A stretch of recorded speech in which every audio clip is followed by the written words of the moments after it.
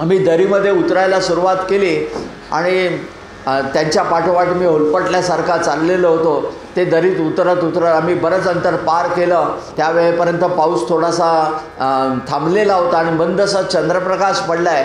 त्या प्रकाशामध्ये त्यांनी एक अवकाशातला मार्ग अधोरेखित केला.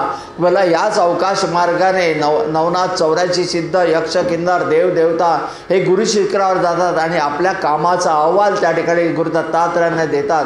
अशा पद्धतीचं त्यांचं ते वक्तव्य होतं. नंतर थोडं पुढे गेल्यावर पाण्याच्या प्रवाहाचा जोरदार आवाज ऐकू येऊ लागला. म्हटलं हे कैसा ध्वनी है? बोला हे गंगा बह रही है, जटाशंकर का स्थान है, शंकर के जटा से गंगा बह रही है, उधर ही हम लोग स्नान करने के लिए जा रहे हैं, स्नान करके हम लोग आगे जाएंगे. आम्ही जसे तिकडे पोचलो, माझ्या तो दुथडीभरून वाहणारा झरा होता आणि चंद्रप्रकाशामध्ये तो अधिकच विलोभनीय वाटत होता. माझ्यापासून एक 7-8 फूट अंतरावर ते स्नानाला उतरले. त्यांच्या अंगावरून ओघळणारं पाणी माझ्या अंगावरून पुढे सरकत होतं. त्यावेळेला मला ते जाणवलं, मी पाण्यामध्ये स्नान करीत नसून सुगंधाच्या लहरींनी मी न्हावून निघतोय असा मला ते भास झाला. आणि ते बाहेर पडल्यानंतर मी सुद्धा त्यांच्या पाठोपाठ बाहेर पडलो आणि त्यांनी मला दुसऱ्या रस्त्याने गुरुशिखराचा रस्ता दाखवला आणि मी गुरुशिखरावर जाऊन पोहोचलो. रात्रभर माझी साधना झाली. ब्रह्ममुहूर्तावर अभिषेक पूजा झाली. सकाळी दत्तधुनी आश्रमातले पुजारी वरती आले. मला पाहून अचंबित झाले. म्हटलं प्रमोद भाई आप आए तो कैसे आ गए? बोला 15 दिन से कोई ऊपर नहीं आ रहा है. बोला महाराज के आशीर्वाद से मैं तो पहुँच गया है. मी तिकडे दर्शन घेतलं आणि मी मुंबईला आलो. बायकोने दरवाजा उघडला आणि दरवाजा उघडल्यावर तिचा पहिलाच प्रश्न होता, एवढ्या सकाळी तुम्ही स्प्रे मारून कुठून आला? कारण 3 दिवस झाले या सुगंधाच्या लहरी माझ्या अंगावर रेंगाळत होत्या. ही ती अनुभूती होती. अवधूत चिंतन श्री गुरुदेव दत्त.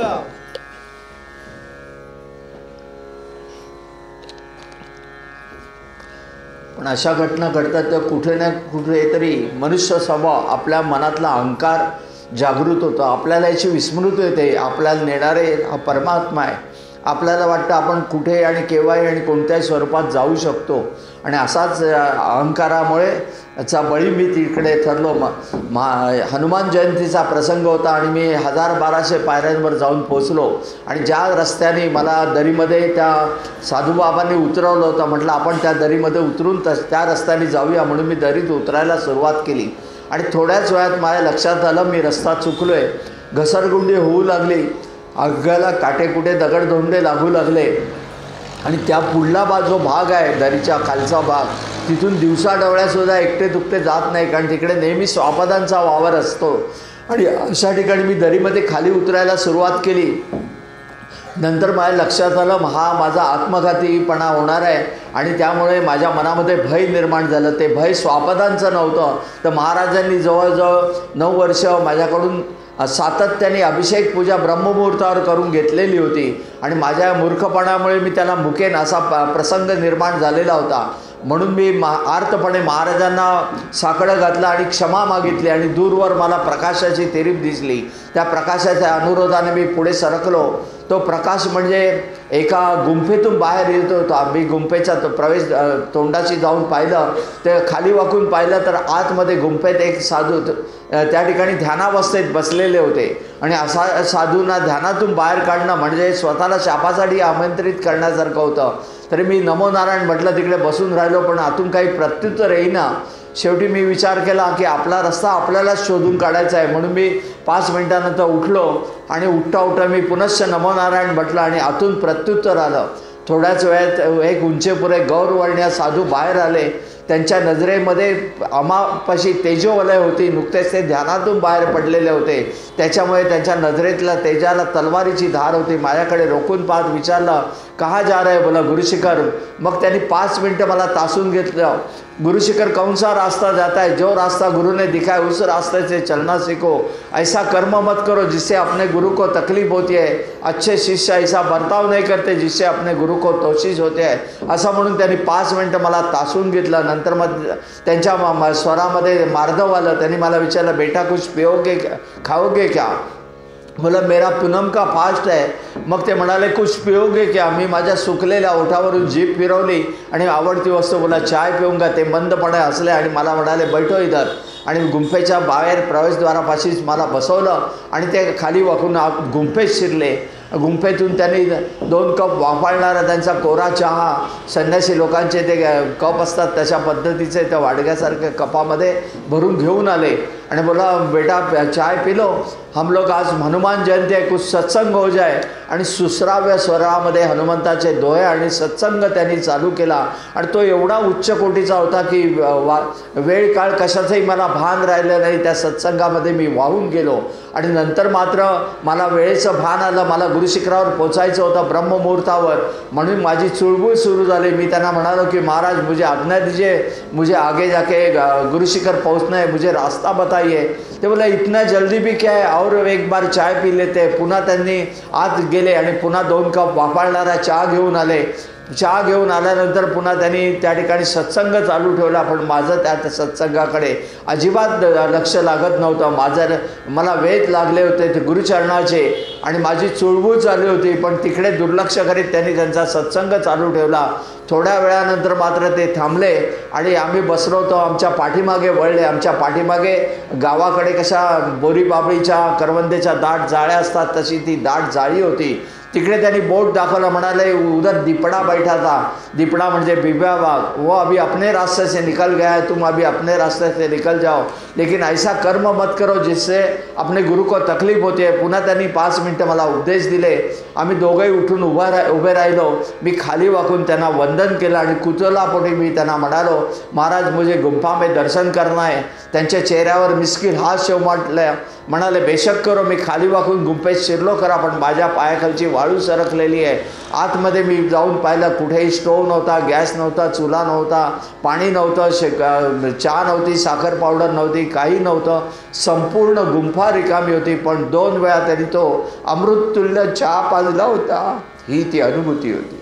अवधूत चिंतन श्री गुरुदेव दत्त.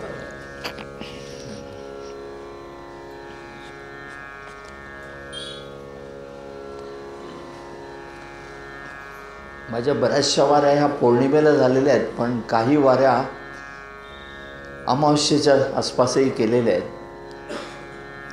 आणि असाच एका 14च्या अमावस्येच्या रात्री मी जंगलामध्ये शिरलो आणि तेव्हा एकाएकी मुसळधार वारा वादळ पाऊस सुरू झाला. आणि एवढा ट्रिमेंडस वारा वादळ पाऊस होता की समोरचं काही दिसतच नव्हतं. लाईट वगैरे सगळे ब्लॅकआउट झालेला होता आणि त्या जंगलामध्ये मी भरकटल्यासारखा झालो. आणि मी त्यातून वाट काढण्याचा प्रयत्न करत होतो. आणि मला वाटलं मी लवकर जाईन आणि वरती जाऊन गुरुशिखरावर जाऊन पोचेन आणि हे करेन. आणि प्रचंड भूकही लागलेली होती, पण तिथे काही खायलाही माझ्याकडे नव्हतं आणि वरती जाईपर्यंत मला काही मिळणंही शक्य नव्हतं. अशा परिस्थितीत मी दोलायमान अवस्थेमध्ये फसलो होतो. आणि मी तिथून रस्ता काढण्याचा प्रयत्न करत होतो. मनोमन मी महाराजांचं नामस्मरण मात्र चालू होतं. आणि हे करता करता मी रस्ता काढण्याचा प्रयत्न करताना मला दूरवर कोणाचा तरी कुजबुजण्याचा आवाज आला आणि थोडासा मंदसा लाईट दिसला. मी त्याच्या अनुरोधाने गेलो. ती एक झोपडी होती आणि झोपडीतून बाच्या फटीतून थोडासा मंद प्रकाश येत होता आणि आतमध्ये कुजबुजण्याचा आवाज ऐकू आला. मनामध्ये थोडंसं धीर आला की म्हटलं मी झोपडीच्या प्रवेशद्वारापाशी आलो तर तेव्हा मी अक्षरशः चिंब भिजलो होतो आणि थंडीने कुडकुडत होतो. मी झोपडीवर थाप मारणार तेव्हा आतून आवाज आला, कौन आहे, अंदर आ जाओ. मी जसा आत गेलो ती झोपडी संपूर्ण धुराने व्यापलेली होती. आणि मी जसा आत गेलो तेथून पुन्हा कठोर स्वरामध्ये मला सांगितलं गेलं की दरवाजा बंद कर दो. त्याप्रमाणे मी झोपडीचा दरवाजा लावून घेतला आणि मग ती एक धुनी पेटवलेली होती आणि धुनीच्या पाठीमागे 3 जणं बसलेले होते बैरागी आणि ते चिलीम पित होते. आणि चिलिमीमुळे संपूर्ण झोपडी धुराने व्यापलेली होती. पहिल्या लहानपणापासून मला सिगरेटचा नफरत, त्यामुळे मला एवढा त्याची हे आली, किळस आल्यासारखी झाली की आता आपण यातून बाहेर पडावं. त्याच वेळेला त्या साधूंनी कठोर स्वरामध्ये मला सांगितलं, बेटा सामने बैठ जाओ धुनी के पास. आणि मी त्यांची स्वरामध्ये एवढे जबरदस्त हे होता, अधिकार होता की मी त्या ठिकाणी जाऊन त्यांच्यासमोर बसलो. त्याच वेळेला त्यांनी पाहिलं, चिलीम पिता पिता त्यांच्यापैकी एकाने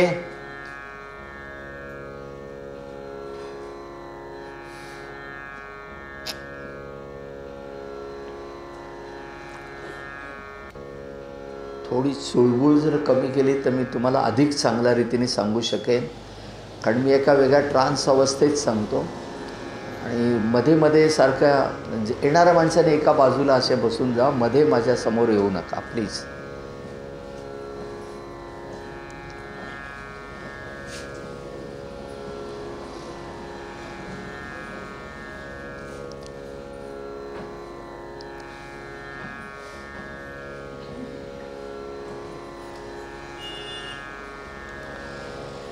त्यापैकी एकाने माझ्यासमोर चिलीम पुढे सारली.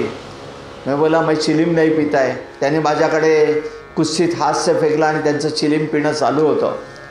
त्या तिघांपैकी एक वयस्कर वाटत होते, दुसरे मध्यम वयी आणि तिसरे त्या बालयोगी अशा होते. दोघांनी कानामध्ये भल्या मोठ्या बिगबाळ्या घातलेल्या होत्या, अंगामध्ये कफनी होती आणि रुद्राक्षाच्या माळा होत्या, भस्म लावलेलं होतं आणि एक जण फक्त लंगोटानिशी होते. त्यांच्या अंगावरही रुद्राक्षाच्या माळा होत्या, भस्मांकित होतं शरीर आणि जटाधारी होते. आणि जेव्हा मी नाही म्हटलं त्याच वेळेला पाहिलं तिघंजणं दारू पित होते. ते दारू पिणं त्यांचा पाहून मला एकदम नफरत आली त्यांची. म्हटलं हे काय, हे योगी कसले. आणि सगळ्यावर कर म्हणजे जी धुनी पेटवली होती त्या धुनीच्या वरती त्याने एक पातेलं ठेवलं आणि त्या पातेल्यात मांस शिजत होतं. ते पाहिल्यावर म्हटलं हे कसले योगी, हे तर सर्व दारू पित आहेत, मांस खात आहेत, चिली मोडत आहेत. मी असं मनामध्ये मी त्यांची निर्भत्सना करीत होतो. आणि त्याच वेळेला त्यांनी तो दारूचा प्याला माझ्यासमोर धरला. मी पुन्हा त्यांना म्हणालो की मैं शराब नाही पिताय. पुन्हा तेच कुस्तीच हास्य, तांबरलेली नजर आणि माझ्याकडे बघून कुस्तीच हास्य फेकलं. त्यांचं दारू पिणं चालू होतं. मी म्हटलं आता इथून उठावा आणि काढता पाय घ्यावा. मी उठणार त्याच वेळेला त्या तिसऱ्याने म्हटलं बैठो बैठो, इधर बाहर जाने की ज़रूरत नहीं, बहुत बाहर ठंड लग जाएगी और इतना बारिश है, तूफान में किधर जा रहे. आणि त्याने बसायला सांगितलं. त्यांचे स्वरामध्ये एवढी हुकमत होती, मी यांत्रिकपणे तिथे बसलो. त्याबरोबर त्यानंतर त्यांनी तिघांनी तिथे पंगत वाढली. चौघांची 4 पानं त्यांनी वाढली, त्याच्यामध्ये मांसाहार. मी म्हटलं मैं मांसाहार नहीं करता है. पुन्हा बोला इधर तो कुछ मिलेगा नहीं, खाने का तो खाओ नहीं तो भूखे मर जाओगे. बोला कुछ भी हो जाए मेरे को खाने का नहीं है. बोला नहीं खाने का तो मत खाओ. असं म्हणून त्यांनी तिघांनी त्याच्यावर यथेच्छ ताव मारला आणि फडशा पाडला. त्या तिघांचं तिकडे खाणं संपलं. त्यांनी तृप्तीची ढेकर दिली आणि मग ते जे वयस्कर होते त्यांनी माझ्याकडे पाहिलं. बेटा वो धुनी के पास वाडग्यामध्ये त्यांनी प्रसाद ठेवला होता. बोला वो प्रसाद भक्षण करो, उसका अनादर मत करो, बस प्रसाद का. मी भीत तिकडे गेलो. त्यांनी सांगितलं ले लो. त्यांच्या स्वरामध्ये एवढी हुकमत होती. मी थरथर त्या हाताने मी ते वाडगं उचललं. त्यातला मांसाहार पाहून माझ्या अंगावर काटे आले.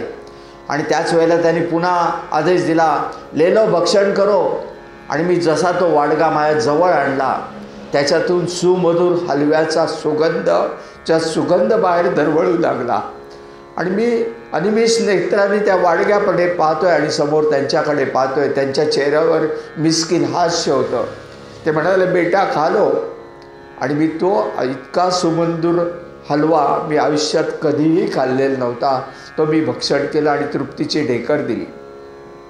नंतर त्यांनी मला त्यांच्यासमोर बसवलं आणि बराचसा उपदेश दिला. त्यांना ओळखणं शक्यच नव्हतं कारण वेगळ्या रूपामध्ये ते बसलेले होते. आणि नंतर मात्र त्यांनी ज्या ठिकाणी कुबट असा धुराचा वास होता, त्याच्यामध्ये दुर्गंधी होती, दारूचा वास होता, त्याच्या ठिकाणी शिलिमीचा वास होता, मांसाचा वास होता, तो सर्व नाहीसा झाला. तिकडे अत्तराचा फुलाचा सुगंध दरवळू लागला. मला उसंत द्यायलाच ते तयार नव्हते. हळूहळू त्यांनी त्यांचं रूप पालटायला सुरुवात केली. त्यांच्या भोवती तेजोवलय दिसू लागली.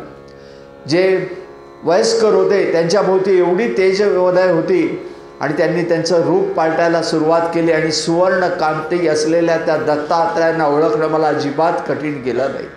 आणि त्यांच्या बाजूला होते जे मध्यमवयी होते, त्यांची ती कर्पूर कांती ओळखणं तेही मला कठीण गेलं नाही. त्या गोरक्षनाथाने मी तक्षणी ओळखलं. पण त्यांच्या बाजूला बालयोगी कोण होतं ते लक्षात येईना. मग त्यांनी सांगितलं हे मीननाथ आहेत. आणि मग त्या तिघांचं मी दर्शन घेतलं. मीननाथाने मला केसरी दुधाचा पेला प्रसाद म्हणून दिला. इतका वेळ मी तिथून बाहेर पडायला उद्युक्त होत होतो, पण आता तिथून बाहेर माझी पावलं निघत नव्हती. त्याच वेळेला त्यांनी मला सांगितलं, बेटा अभी निकलो, तुम्ही निकलना चाहिए.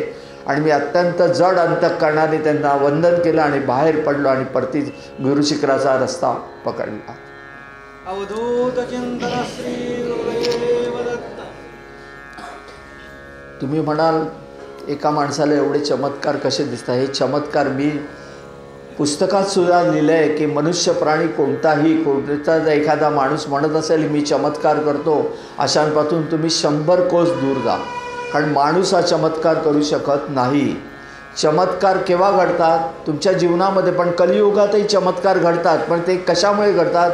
तुमची त्याची अध्यात्माची पातळी तेवढी लेवल, भक्तीची लेवल वाढली पाहिजे. जेव्हा भक्ती परमोच्च लेवलला जाते तेव्हा ईश्वराला तिकडे यावं लागतं. ईश्वर चमत्कार घडू शकतात, मनुष्य प्राणी नाही. तेव्हा अशा माणसांच्या मागे कधी जाऊ नका. घरी बसून साधना करा आणि ईश्वराचं नामस्मरण करा, चांगलं कर्म करा. त्याच्या योगे तुम्ही ईश्वराच्या जवळ जाल. आणि साध्या सोप्या सरळ मार्गाने आपल्याला ईश्वराच्या जवळ जायचं आहे. कुठेही तुम्ही दांभिकपणा असेल तिकडे जाऊ नका. अंधश्रद्धेच्या मागे अजिबात जाऊ नका. कोंबडी कुत्री बळी देऊन कधीही कोणाचं कल्याण होणार नाही. कारण त्यांच्याही अंतःकरणात परमात्मा असलेले आहे. कारण परमात्म्याचे सर्व ठिकाणी आहे ना. मग त्याचंच हे सगळी लेकरं आहेत. कोणत्या योनीमध्ये तुम्ही जाल, आता तुमच्या कर्मामुळे तुम्ही या मनुष्य योनीमध्ये आहात, पण तुमचं कर्म जर वाईट झालं पुन्हा तुम्हाला 84 लक्ष योनीमध्ये फिरावं लागतं. आणि त्याच्यातून तुमचं प्युरिफिकेशन ऑफ सोल होईल, आत्माचं शुद्धीकरण होईल आणि पुन्हा तुम्हाला मनुष्य जन्माला पाठवलं जाईल. मग ह्या 84 लक्ष योनीमध्ये कधी तुम्ही श्वानाच्या योनीमध्ये जाल, किडे मकुडे सगळ्यांच्या मध्ये ह्याच्यात जाल. अशा ह्याच्यातून आपल्याला जाण्यापेक्षा मनुष्य जन्माला आलेला आहात तर त्याचं सत्कर्म करून आपण त्याच्यातून मोक्षाच्या मार्गाने जायचं. मोक्ष म्हणजे तरी काय? जिथे मोहाचा क्षय होतो तो मोक्ष. म्हणून अशा रीतीने आपण साध्या सोप्या सरळ मार्गाने का जाऊ नये? ईश्वराने ज्या देवादिकांनाही कल्पकोटी आयुष्य दिलेलं आहे, पण त्यांनाही मोक्ष नाही. त्यांनाही मोक्ष पाहिजे तर मनुष्य जन्माला यावं लागतं. मनुष्य जन्माला आल्यानंतर पुन्हा कर्माचा सिद्धांत आणि त्याच्यानंतर तुम्हाला मोक्षाचं द्वार खुलं होतं तुमच्या कर्मानुसार. बरीच जणं हे करतात, काही बोलू नये, मी कोणाचं नाव घेत नाही, पण असे साधू संत आहेत म्हणे इथे एवढे पैसे द्या, आमची वीट घ्या डोक्यावर आणि त्याचा सो करून हे करा, तुम्हाला 3 प्रदक्षिणा मारा, त्यांना तुम्हाला मोक्ष मिळेल. असा मोक्ष मिळणं शक्य नाही आहे. तो तुमच्या कर्माशी निगडीत आहे. जेव्हा तुमचं कर्म चांगलं असेल तेव्हाच तुम्हाला मोक्ष मिळेल. तेव्हा या कुठल्याही गोष्टींनी भ्रमित होऊ नका. घरी बसून साधना करा. गुरुला शोधायला कुठेही जावं लागत नाही. गुरु तुम्हाला शोधत येतील, प्रोव्हायडेड तुमची अध्यात्माची बैठक स्थिर झाली पाहिजे. आणि ती घरी बसून बैठक स्थिर करा. तुमच्या घरामध्ये देवत्व येऊ द्या आणि अशा रीतीने तुम्ही हे करा. मग घरी बरेच जण म्हणतात की आम्हाला साधनेसाठी किंवा याच्यासाठीही वेळ मिळत नाही आहे. बघा किती लंगडी स्वभाव आहे. दिवसातले 24 तासातले 8 तास तर आपण झोपा काढण्यात घालवतो. 5-6 तास सहजगत्या तुमचे व्हॉट्सअपवर जात असतील, 3-4 तास सिरियल पाहण्यात जातील. त्याच्यासाठी आपल्याकडे मुबलक वेळ आहे. पण ज्या बँक बॅलन्स जी वाढवायची, दिवसभर आपण पैशाचं मशीन बनल्यासारखं आपण पैसे कमवत राहतो आणि पैशाचा संग्रह केला तो नंतर युटिलाइज करण्यासाठी तुमचा देह सक्षम राहत नाही. त्यापेक्षा चांगलं ईश्वराच्या सानिध्यात राहा. तर हे शाश्वत आहे. जे शाश्वताचं दान आहे, हा इकडे मिळणारा जो आनंद आहे तो तुम्हाला कुठेही त्रैलोक्यात मिळणार नाही. आणि हा आनंद तुम्हाला मिळवता आला पाहिजे आणि त्यासाठी ईश्वराशी कनेक्टेड राहा. आणि साधना म्हणजे काय? सगळी बऱ्याच जणांना वाटतं अध्यात्म काहीतरी कॉम्प्लिकेटेड आहे. सरळ हात तुमच्या तोंडाजवळ येतो आहे, पण आपल्याला वाटतं कॉम्प्लिकेटेड आहे. वेडावाकडा करून खायला जातो तो तुमच्या तोंडापर्यंत येतच नाही. मग कसं करायचं अध्यात्म? फक्त नामस्मरण. मग नामस्मरण कोणाचं करायचं? आपल्याकडे 33 कोटी देव, एकाचं नाव घेतलं दुसऱ्या राग येईल असा प्रकार. मग ज्याच्या नामाने तुमच्या चित्तवृत्ती प्रफुल्लित होतील, अंतःकरणापासून आनंद लहरी बाहेर पडतील, त्याचं तुम्ही नामस्मरण करा. मग गणपती बाप्पा असेल, हनुमंत असेल, राम असेल, शिव असेल, पार्वती असेल, दत्त असेल, स्वामी असतील, इवन तुमचे आईवडीलही असू शकतील, त्यांचं नामस्मरण तुम्ही करायचं आहे. आणि त्या ठिकाणी सकाळी उठल्यापासून तुम्ही एक थोडा वेळ स्वतःसाठी द्या, एक अर्धा तास त्या ठिकाणी प्राणायाम आणि ध्यानासाठी द्या. प्राणायाम पहिली बैठक स्थिर करायची आहे आपल्याला. सुरुवातीला बसल्यानंतर 100 विचार येतील, कारण विचारांचा लगाम कोणाच्या हातात नाही. बसल्यानंतर तुम्हाला लगेच ध्यान लागेल असा मुळीच प्रकार नाही, कारण साधू संत आयुष्य घालवतात तेव्हा कुठे त्यांना त्यातली लिंक मिळते. आपण आपल्या साध्या सोप्या सरळ मार्गाने घरामध्ये बसायचं ईश्वराच्या समोर, आणि हळूहळू तुमची बैठक स्थिर होईल. आणि नंतर येणारे विचार येत आहेत जात आहेत, सुरुवातीला ते तुम्हाला विचलित करतील, तिकडे दुर्लक्ष करा. तुमची बसण्याची सवय लागली का येणारे विचार येत आहेत जात आहेत, पण तुम्ही त्यांना निग्लेक्ट करताय. म्हणजे ही तुमची कॉन्सन्ट्रेशन लेवल वाढते, एकाग्रता वाढते. ही ध्यानाची पहिली पायरी आहे. आणि मग मी तुम्हाला आज अर्धा तास सांगतो, तुम्ही उद्या तास 2 तास जरी ध्यानाला बसलात तरी तुम्हाला नवल वाटणार नाही, कारण परमानंदाची परम सुखाची अनुभूती आहे. अशा रीतीने ध्यान करायचं. दिवसभर चांगलं कर्म म्हणजे काय?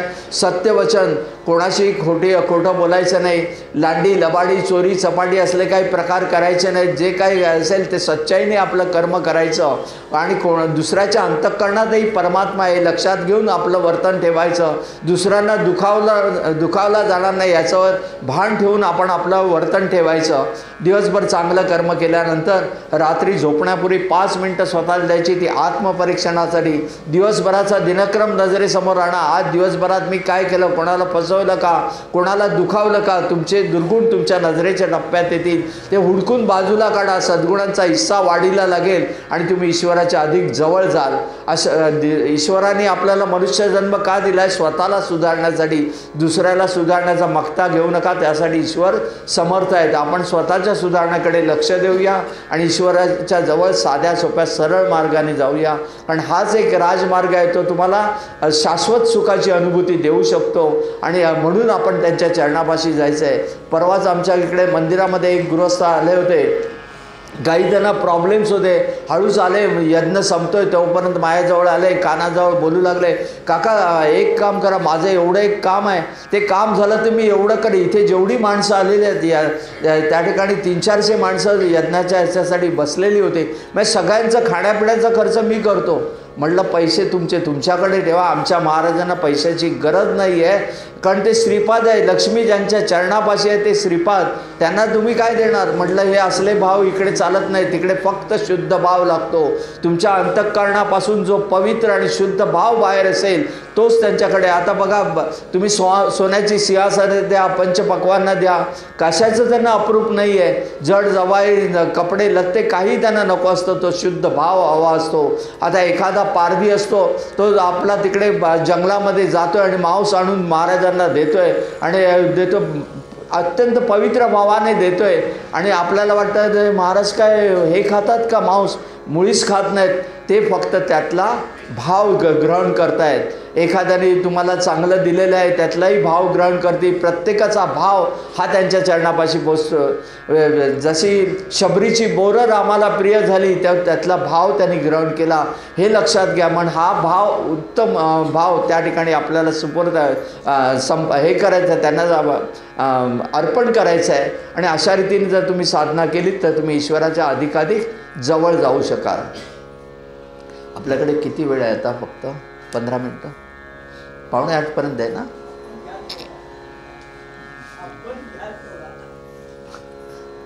मी रात्रभर बसू शकतो.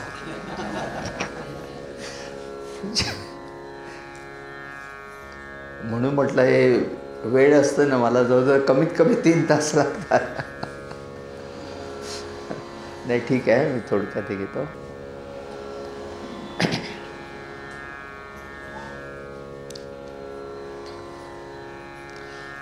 तिकडे एक असलेली महाकालीची गुंफा एक आहे. म्हणजे दत्तधुनी आश्रमाच्या पुढून जो रस्ता तो महाकाली मातेच्या गुंफेजवळ जातो. आणि ही अनुभूती मी सर्वश्रेष्ठ अनुभूती मानतो, कारण आईच्या प्रेमाचा आविष्कार काय याची अनुभूती त्या ठिकाणी मला मिळाली.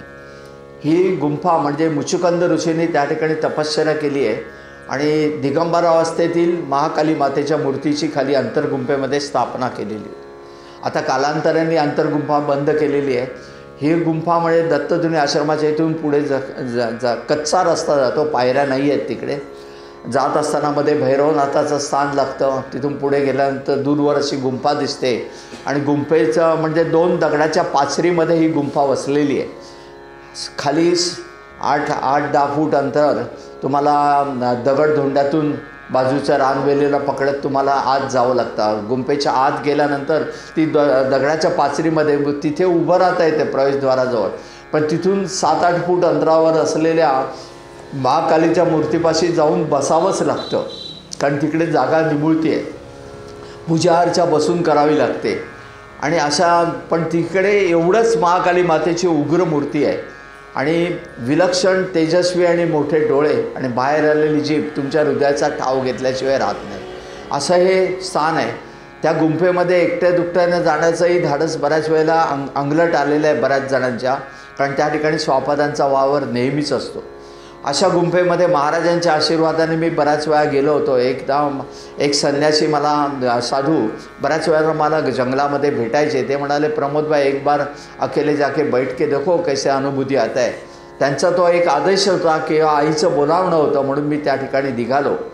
आणि तिकडे जात असताना मी गुरुशिखरावरून दर्शन केलं आणि दत्तधुनी आश्रमामध्ये आलो. तिकडे प्रवीण बापू म्हणून एक मुख्य पुजारी होते. त्या प्रवीण बापूंना म्हटलं, बापू आज मैं रात में माँ के गुम्फा में जा रहा हूँ. बोला रात में मत जाना, उधर दिपड़े का अभी बहुत डर है, बहुत घूम रहे उधर, तो रात में मत जाना, कल सुबह 5-6 सेवक को साथ में लेके जाना.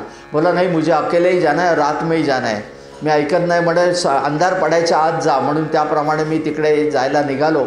पाणी घेतलं होतं तेलाचे, तिकडे काही मी पणत्या ठेवल्या होत्या, त्याच्यामध्ये तेल टाकून रात्री त्या प्रज्वलित करता येतील, प्रकाशाची व्यवस्था होईल या हिशोबाने मी तेल घेतलं आणि पूजेचं साहित्य घेतलं आणि ते गुंफेकडे जायला निघालो.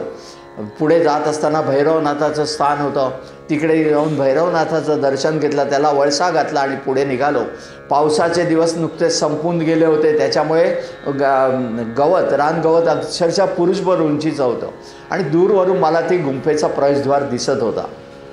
मी जसा तिकडे पुढे निघालो आणि गवताच्या गुंजीतून पुढे निघालो आणि माझ्या पाठीमागे दबक्या पावलांचा आवाज ऐकू येऊ लागला. म्हणजे एखादं स्वापद माझ्या पाठीमागे याची खात्री पटू लागली. मी म्हटलं पावलांचा वेग वाढवायचा आणि कसंही करून गुरुशिखर ह्या महाकाली मातेच्या गुंफेत शिरायचं म्हणून मी वेगाने पुढे जाऊ लागलो. पण मी जसा पायाचा वेग वाढवला, माझ्या पाठीमागे दबक्या पावलांचा आवाज अधिकाधिक जवळ येऊ लागला. म्हणजे एखादं स्वापद माझ्या पाठीमागे आहे याची जाणीव झाली आणि स्वापदांचा एक वेगळा दर्प असतो, तो दर्प माझ्या नाकात शिरला. म्हणजे कोणत्याही क्षणी हे स्वापद माझ्या अंगावर झेप घेईल याची खात्री वाटली. मी म्हटलं कुठे दिसतंय का बघूया म्हणून मी मागे वळलो. गवताच्या गंजीतली हालचाल मी टिपली, पण ते स्वापद काय मला दिसलं नाही. पण माझ्या पाठीमागे माझी नजर गेली. पाठीमागे काय होतं? पाठीमागे गुरुशिखर होतं आणि गुरुशिखर होतं. माझे गुरु दत्तात्रय त्या ठिकाणी बसलेले आहेत आणि त्यांची नजर माझ्यावर आहे, हा भाव माझ्या मनामध्ये निर्माण झाला. आणि काळाला परतवून लावण्याची सामर्थ्य माझ्या गुरु दत्तात्रयांमध्ये आहे. ही भावना जेव्हा निर्माण झाली तेव्हा माझ्या अंतःकरणात असलेली भय भीती मी उचलून फेकून दिली आणि अंतःकरणापासून मी माझ्या गुरु दत्तात्रयांना साथ घातली. अवधूत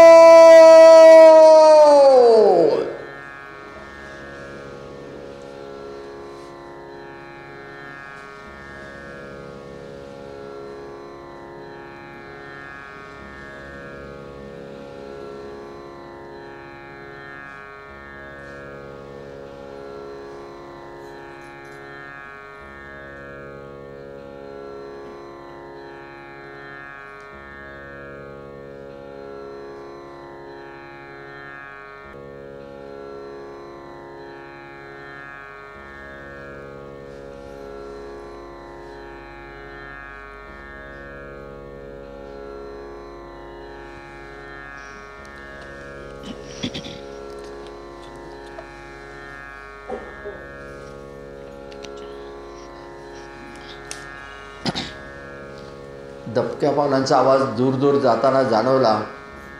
मी गुंफेच्या आत शिरलो. आतमध्ये अस्ताव्यस्त कचरा पडलेला होता. हातात झाडू घेतली, संपूर्ण गुंफा झाडून काढली.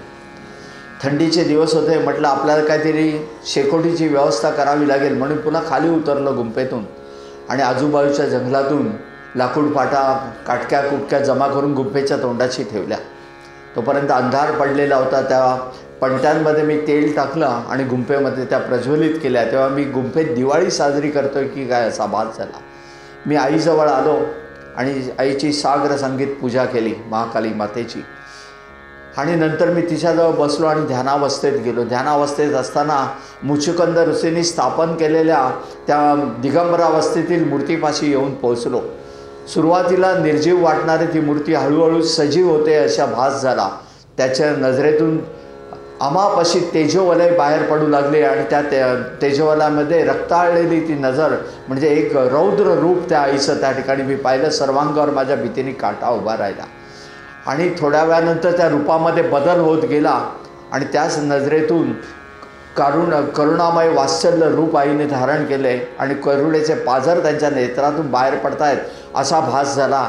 आणि ते वेगळं रूप मी त्या ठिकाणी पाहतोय. एका आईची दोन्ही रूपं, याची डोळा याची देही मी त्या ठिकाणी पाहतोय. प्रत्येक स्त्रीमध्ये ही दोन्ही रूपं आहेत म्हणून आईला आपण नेहमी वंदनीय असते. म्हणजे हे उग्र रूप दुष्ट दुर्जनांच्या संहारासाठी घेतलेले आहे आणि वात्सल्य करुणामय रूप आहे तुमच्या आमच्या बालगोपाळांसाठी घेतलेलं आईचं रूप आहे. आणि त्या ठिकाणी मी दोन्ही रूपं पाहतो. एवढ्या दूरवरून येणाऱ्या वाघाच्या डरकाळ्याचा आवाज वारंवार कानावर पडू लागले. त्याच्यामुळे माझी ध्यानावस्था तुटली आणि आवाज जवळ येताना पाहून मी अचंबित झालो आणि गुंफेच्या तोंडाशी जाऊन पाहिलं तर 6-6.5 फूट लांबीचा वाघ वरती तोंड वर करून डरकाळ्या फोडतोय. ते पाहून माझी पाचावर धारण बसली. हा कोणत्याही क्षणी आत येईल याची खात्री वाटत होती. मग काय करावं ते कळत नव्हतं आणि त्याच वेळेला माझं लक्ष त्या लाकूड फाट्याकडे गेलं जे मी शेकोटीसाठी आणलं होतं. ते गुंफेच्या तोंडाशी ठेवलं आणि ते जाळ केला आणि मी सरपटत अंतर्गुंफेत जाण्याचा प्रयत्न केला पण मला यश आलं नाही. पुन्हा आईजवळ आलो पण वाघ काय तिकडून हलायला तयार नव्हता. त्याला आपल्या सावजाची चावल लागली होती. तो खालीच बसून डरकाळ्या फोडत होता. शेवटी त्याने तिकडेच बैठक मारली आहे आणि गुरगुरत त्या ठिकाणी बसला आहे. मी वारंवार गुंफेच्या तोंडाशी जातो आहे, पुन्हा येतो आहे, आईजवळ बसतो आहे आणि माझं तिकडे ध्यान धारणा कशामध्ये लक्ष लागत नव्हतं कारण वाघाच्या भीतीने मला कशामध्ये चित्त स्थिर होत नव्हतं. अशाच ह्याच्यामध्ये ही माझी जागरणाची तिसरी रात्र होती. त्यामुळे डोळ्यावर झापड येत होती पण वाघाच्या भीतीने मी झोपूही शकत नव्हतो. एका प्रसंगी मी गुंफेच्या तोंडाशी जाऊन पाहिलं तर वाघ तिकडेच बसला आहे गुरगुरत आणि तिथून हलायचं लक्षण नव्हतं. आणि मी मागे वळलो आणि माझी नजर आईकडे गेली. आईकडे नजर गेल्यावर हा भाव माझ्यामध्ये निर्माण झाला की आपली आई इकडे असताना तुम्हाला भयभीती कसली असा विचार मनामध्ये आला आणि मी अक्षरशः आईजवळ आलो. आईच्या गळ्यामध्ये हात घातला आहे आणि त्यावेळेला मला ती अनुभूती आली की आईने मला पदराखाली घेतलं आहे, ओंजारते गोंजारते आणि थोपटून झोपवते अशी ती अनुभूती त्या ठिकाणी मिळाली. आणि त्या ह्याच्यामध्ये मी केव्हा झोपी गेलो माझं मलाच कळलं नाही. जेव्हा मला जाग आली तेव्हा पहाटेचे 5 वाजलेले होते. शेकोटी विजलेली होती. आईच्या गळ्यातून मी हात बाहेर काढला आणि गुंफेच्या तोंडाशी जाऊन पाहिलं वाघोबाची स्वारी निघून गेलेली होती. पुन्हा मी आईजवळ आलो का आईच्या मायेने मला तारलेलं होतं. तिच्या कपाळाला कपाळ घासलं, गालाला गाल घासले, कृतज्ञता व्यक्त केली आणि आईचा आशीर्वाद घेऊन मी परतीचा प्रवास स्वीकारला. अवधूत चिंतन श्री गुरुदेव दत्त. आतापर्यंत महाराजांच्या आशीर्वादाने 326 या माझ्या गिरनार वाऱ्या झाल्यात आणि 297 या सोमनाथ वाऱ्या झाल्या. मग ही मध्ये तफावत का? जेव्हा माझ्याकडे 1500 रुपये असायचे ते माझी गिरनार वारी व्हायची आणि 2000 रुपये असले की गिरनार आणि सोमनाथ. पुढे जायला 500 रुपयासाठी माझे काही सोमनाथ वाऱ्या मी करू शकलो नाही. करोडो रुपयात खेळणारा माणूस गिरनारला जाण्यासाठी 1500-2000 रुपयासाठी मोताद झालेला होता. अशा वेळेला फॅक्टरीतले ड्रम विकायचे आणि गिरनार वारी करायची. शेवटी ड्रम विकायला ड्रम शिल्लक राहिले नाही. मग बायकोनी मदत करायला सुरुवात केली पण तिच्या लक्षात आलं या माणसाची काय फॅक्टरी चालवण्याचं लक्षण नाही. त्यामुळे ती म्हणाली तुम्ही जाणार तुमचे गुरु दत्तात्रय जाणार, मी काय संसारातले पैसे तुम्हाला देणार नाही. मग अशा वेळेला हरिद्वारून एखादा संन्यासी येतोय आणि एखादा स्वामी भक्ताकडे एन्व्हलप देतोय, तुला हा दत्त भक्त भेटेल त्याला तीर्थाटनासाठी दे, आणि ते एन्व्हलप माझ्याकडे यायचे. दर महिन्याला त्या मंदिराच्या इकडे आता जी फॅक्टरी होती त्या बाजूला मंदिर झालं, तिकडे एक छोटं औदुंबर होतं. दर महिन्याचं गुरुचरित्राचं पारायण आणि गिरनार वारी. हे पारायणाला बसलो होतो चौललाच. पारायण केलं आणि गिरनारला जायचं आहे, खिशात पैसा नाही. घरात आलो आणि सेल टॅक्सची फाईल चालतो आहे चौनच्या घरामध्ये आणि त्यातून 2350 रुपये निघाले आणि गिरनार वारी झाली. एका वारीला खिशात पैसा नाही आणि बायको सकाळी उठले, ऑफिसला निघून गेलेली. म्हणजे महाराजांच्या चरणपादुकांचा फोटो घरामध्ये, त्याच्यावर हात ठेवले आणि रडतोय, मला तुझ्या चरणापाशी यायचं आहे पण माझ्याकडे पैसे नाहीत, काय करू. आणि रडता रडता माझं लक्ष माझ्या हातातल्या अंगठीकडे गेलं आणि म्हणू लागलो की अरे वेडा रडतोस का, तुझ्या बोटात तर अंगठी आहे. आणि आयुष्यात प्रथमच सोनाराकडे गेलो, अंगठी गहाण टाकली आणि गिरनार गाठलं. गिरनारला जाऊन आलो आणि एका पार्टीकडून 50,000चं येणं होतं, ते पैसे हातात आले म्हणजे पहिली अंगठी सोडून घेतली. अंगठी सोडून बोटात घातली तेव्हा कोण आनंद झाला, तो आनंद हा अंगठी परत मिळाल्याचा नव्हता. एका वारीची तरतूद बोटात आहे.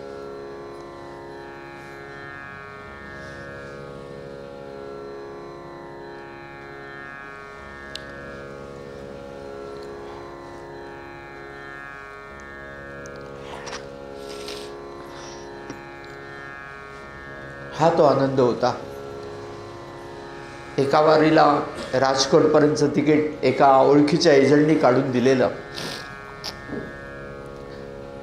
नेहमीसारखी बायको वैतागून ऑफिसला निघून गेलेली, घरात मी एकटाच. काय करावं ते कळत नव्हतं. विचार केला चला राजकोटपर्यंत तरी जाऊ. पुढलं पुढे राजकोटला जाऊन पोहोचलो. वेरावळ बसमध्ये बसलो. कंडक्टर जवळ येऊ लागला. घशाला कोरड पडली, कारण असा प्रसंग आयुष्यात कधी घडलेला नव्हता. म्हटलं याला सांगावं आपल्या हातातला एक घड्याळ घे पण मला गिरनारला जाऊ दे. त्याने विचारलं तिकीट, तोंडातून शब्द निसटले वेरावळ. त्याने तिकीट काढून दिलं. आता नाटक करायला पाहिजे होतं. फाटक्या विजारीच्या खिशात हात गेलाय पण नाटककार दुसराच होता. हात बाहेर आला आणि 500 रुपयाची नोट हातात. ती नोट बघून अचंबित झालो. ती त्या कंडक्टरच्या हातात दिली. त्याने तिकीट दिलं, उरलेले पैसे दिले आणि सोमनाथ गाठलं. सोमनाथच्या पिंडीवर रागाने डोकं आपटून घेतलं, मला तुझे इझी मनी नको आहेत.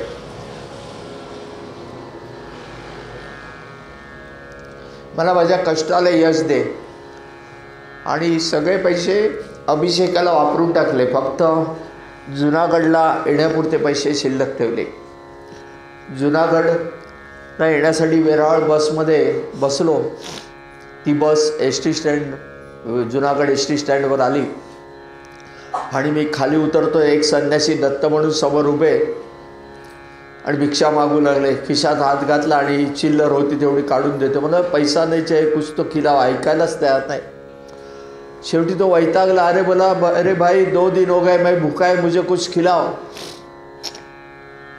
आणि मग माझ्या लक्षात आलं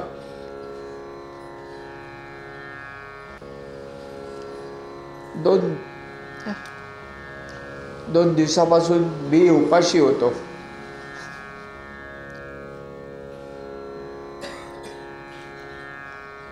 त्याच्या हट्टाखातर एस टीच्या कॅन्टीनमध्ये नेलं.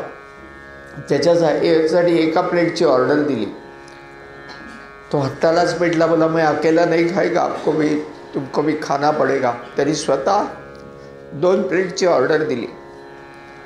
घशाखाली अन्न उतरत नव्हतं. त्याच्या हट्टाखातर कसेबसे 2 घास पोटात टाकले. म्हटलं आता आपल्या इज्जतीचा फालुदा इकडेच होणार आहे. काउंटरवर गेलो. पुन्हा नाटक करतोय. फाटक्या विजारीच्या खिशात पुनश्च हात टाकलाय. मग म्हटलं ना नाटककार दुसरा आहे. पुनश्च पॅन्टच्या खिशात हात गेला आणि बाहेर आला. 500 रुपयाची नोट पुनश्च हातात. एक सायन्सचा स्टुडंट प्रत्येक गोष्ट कन्फर्मेटरी टेस्टशिवाय पुढे जाणार नाही. त्याच्या बाबतीत घडणाऱ्या घटना होत्या.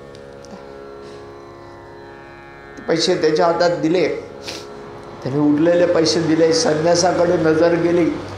तो मिस्किल नजरेने माझ्याकडे बघून हसू लागला. पण रागाचा पारा चढत गेला. रागाच्या तिरबिरीत अक्षरशः धावतच मी गुरुशिखर गाठलं. सगळे पैसे काढले आणि महाराजांचे चरण पादुकांवर टाकले. मला तुझे पैसेही नको आणि अपमानास्पद जीवनही नको. आणि एवढ्या रागाने चरण पादुकांवर डोकं आपटून घेतलं की कपाळात जखम झाली. आणि ओळखीचा बसवाला होता, त्याची कसाबसा करून मी मुंबईला आलो.